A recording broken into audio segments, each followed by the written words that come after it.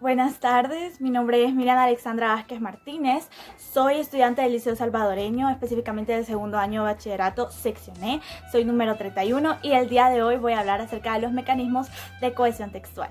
Antes que nada, debemos entender que los mecanismos de cohesión textual se aplican a los textos para poder relacionar ideas, relacionar palabras de una manera coherente. Es por esto que la coherencia y la cohesión son elementos sumamente importantes. También debemos entender que la cohesión va a interesarse más en el texto de una manera superficial. En cambio, la coherencia se interesa en estudiarlo de una manera más profunda. Ahora, estos dos son importantes debido a que cuando los unimos con los mecanismos lingüísticos van a generar una unidad estructural entendible. La sustitución. Al hablar de la sustitución, nosotros nos estamos refiriendo a sustituir, valga la redundancia, una frase o palabra por otra. Esto con el objetivo de que en el texto no suene muy repetitivo. Para esto se va a ayudar de diferentes técnicas, como lo son la sinonimia, la anonimia, la hipero y homonimia, y también se va a ayudar de la paráfrasis. Si hablamos un poco más despacio acerca de estas técnicas, sabremos que la sinonimia va a consistir en reemplazar una palabra por su sinónimo. Entonces, aquí tenemos este ejemplo. Necesito dinero para ir a Londres, o también podríamos decir necesito capital para ir a Londres. Como sabemos, los sinónimos son palabras que se escriben diferente pero significan lo mismo. Entonces, en estas oraciones yo estoy diciendo exactamente lo mismo. Obviamente también existen otros sinónimos que podríamos usar dentro de los textos, como podría ser perro, chucho, casa, hogar, cerdo, marrano, entre otros. Ahora hablemos un poco acerca de la antonimia. La antonimia es básicamente sustituir una palabra por su completo opuesto. Entonces tenemos en el ejemplo, el saco de papá era blanco. También podríamos decir, el saco de papá era negro. Entre otros antónimos que podríamos destacar está noche, día, oscuro, claro, así como en el ejemplo blanco, negro, entre otros. La paráfrasis es básicamente alargar y explicar la idea utilizando diferentes palabras. El ejemplo que yo he puesto es incluso cambiando de idioma. Tenemos como ejemplo, The children are the future of the world, y traducido vendría a ser algo como los niños son el futuro del mundo. Pero yo siento que aquí es donde mejor podemos ver la paráfrasis en acción, debido a que estamos diciendo exactamente lo mismo, simplemente que estamos cambiando el idioma, es decir, estamos cambiando el código, porque estamos utilizando otras palabras también. Entonces aquí es donde mejor se ve la paráfrasis, en mi opinión. Pero también la podríamos usar de otras maneras, como por ejemplo, si alguien me dice, espero que te vaya bien, después a lo mejor yo, utilizando paráfrasis, podría decir, ella me dijo que esperaba que me fuera bien hoy. Y ahí estoy diciendo lo mismo, pero utilizando diferentes palabras. Y por último tenemos la hiperonimia y la homonimia. En el caso de la hiperonimia, esta es básicamente una palabra que tiene un significado más extenso. Así como lo vemos en el ejemplo, animal es el hipónimo de gato, perro, murciélago, abeja, entre otros. En cambio, la homonimia es básicamente una palabra que se escribe igual, pero tiene distintos significados, así como en el ejemplo hemos puesto lengua. Lengua puede ser otro idioma o también puede ser el órgano que está situado en nuestra boca. Ahora hablemos un poco acerca de nuestro segundo mecanismo de cohesión textual, el cual sería la identidad referida y deícticos. Esto es básicamente el relacionar ciertos elementos de la oración con otros, y para esto nos vamos a auxiliar de elementos como la anáfora, la catáfora y proformas. Ahora hablemos un poco más en profundidad acerca de estos elementos, empezando por la anáfora. La anáfora es básicamente el hacer referencia a un elemento ya antes mencionado. Como podemos ver en el ejemplo, mi mamá me compró un carro y la verdad lo amé. Este lo está haciendo referencia al carro, el cual es un elemento que ya fue mencionado. Ahora, la anáfora es básicamente hacer referencia a información que va a ser después brindada. Como por ejemplo, me compró algo hermoso, una pintura de Picasso. Algo está haciendo referencia a la pintura de Picasso. Las proformas básicamente van a hacer referencia a algo ya mencionado en el texto, sea por medio de pronombres o proadverbios. En el caso de los pronombres, estos van a sustituir al nombre. Entonces tenemos, por ejemplo, mi mamá fue a la tienda. En lugar de mi mamá, nosotros podríamos decir ella fue a la tienda. Ahora, si hablamos un poco de los proadverbios, estos básicamente van a sustituir a los adverbios y a los complementos circunstanciales. Entonces tenemos, por ejemplo, quiero ir a Inglaterra porque ahí vive mi mejor amigo. Ahí está haciendo referencia a Inglaterra, que dicho sea de paso, es un complemento circunstancial del lugar. Nuestro tercer mecanismo de cohesión textual es la elipsis, que básicamente consiste en quitar una palabra o parte de una oración debido a que ésta se sobreentiende. Entonces, tenemos por ejemplo, mi mejor amiga nació en 2004 y yo en 2003. En este caso, estoy omitiendo el verbo nacer, yo nací. No necesito decirlo debido a que se sobreentiende que estoy hablando de eso. Lo mismo en el siguiente ejemplo, me llamo Lucía y ella Georgina. Aquí se está omitiendo se llama, pero debido a que otra vez simplemente se sobreentiende que de eso estamos hablando. Nuestro cuarto mecanismo son los marcadores discursivos, que básicamente nos van a ayudar a unir diferentes ideas. Y estos pueden tener diferentes clasificaciones, como lo son marcadores consecutivos, de restricción, marcadores temporales, entre otros. Ahora, si vemos en nuestros ejemplos dice, él la amaba, sin embargo, tuvo que dejarla ir. En este caso, obviamente, estamos enlazando dos ideas, pero además el sin embargo nos está indicando una restricción. Nuestro segundo ejemplo dice, te veré mañana. En otras palabras, sí iré a la fiesta. En otras palabras, está indicando una explicación, está explicando la primera idea. El quinto mecanismo del que hablaremos el día de hoy son los signos de puntuación. Estos van a delimitar las frases y los párrafos, haciendo pausas precisas en el momento preciso, con el objetivo de generar más coherencia e entendimiento en el párrafo.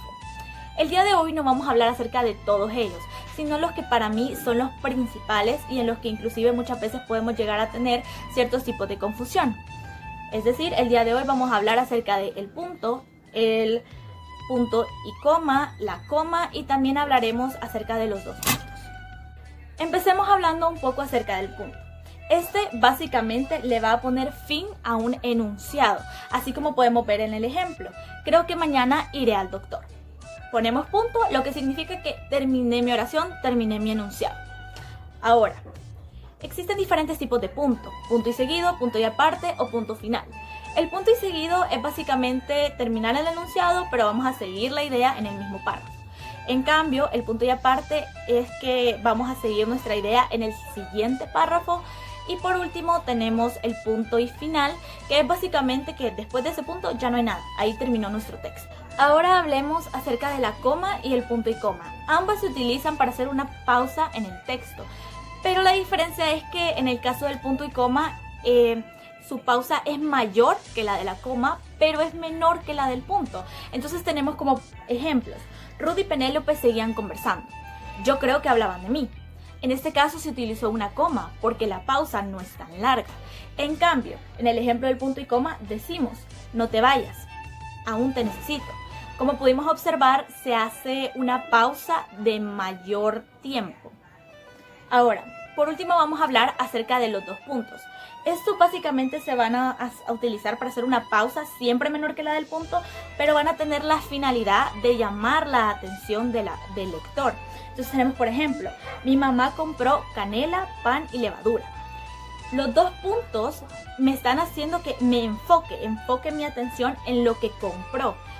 Ahora vamos a analizar un texto para ver cómo se han aplicado los mecanismos de cohesión textual. Este texto es de mi propia autoría, se llama ¿Por qué la literatura es inservible pero también imprescindible? Lo escribí hace unas pocas semanas y lo vamos a analizar para ver cómo nosotros podemos llegar a utilizar los mecanismos de cohesión sin siquiera darnos cuenta. Así que empecemos. Vamos a empezar buscando la sustitución, cómo la he aplicado. Entonces aquí, por ejemplo, en verde podemos ver que dice el ser humano y después dice las personas. Básicamente en este texto yo lo que hice fue sustituir el ser humano por las personas. Las personas vendiendo a ser un sinónimo de el ser humano. Ahora vamos a buscar algún marcador discursivo. Y aquí tenemos uno. Aquí encontramos pero, el cual es un marcador discursivo de restricción. Pero vamos a leer el párrafo para ver cómo ha sido utilizado. Mi punto es que si la literatura no existiera, no seríamos capaces de evolucionar o de saber qué pasa con el mundo. Pero, ¿cómo es útil la literatura en géneros románticos, de ciencia ficción, entre otros. Ahora vamos a analizar un poco lo que está resaltado en rojo, las cuales son elipsis, empezando por este párrafo. Para mí, la literatura es un arte que me permite expresarme y transportarme a otros mundos. Ahora, en este enunciado estamos omitiendo el me permite. Entonces, si no lo omitiéramos, sonaría algo como me permite expresarme y me permite transportarme. Lo cual siento yo que no sonaría bien debido a que es algo que ya se sobreentiende. Entonces es mejor omitir. Ahora vamos a ver otro ejemplo que se ha señalado aquí. Es este. Dice, desde la prehistoria nosotros vemos cómo las personas han tratado de expresarse y comunicarse. En este caso estamos omitiendo el han tratado, porque otra vez es algo que ya se sobreentiende.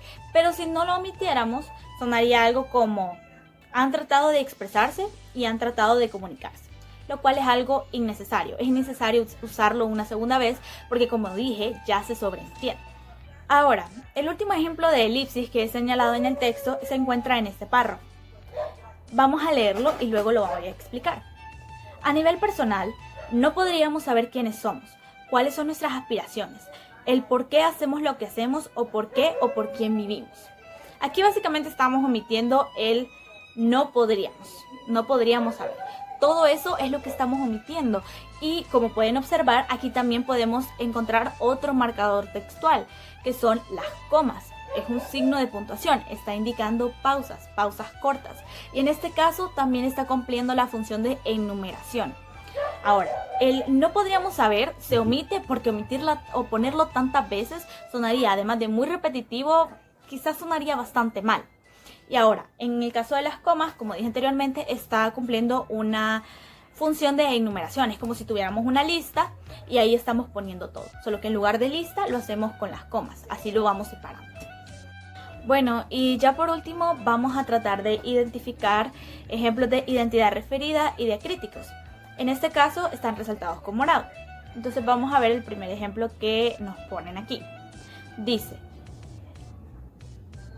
yo creo que la literatura es algo demasiado valioso e importante y no le damos la suficiente atención.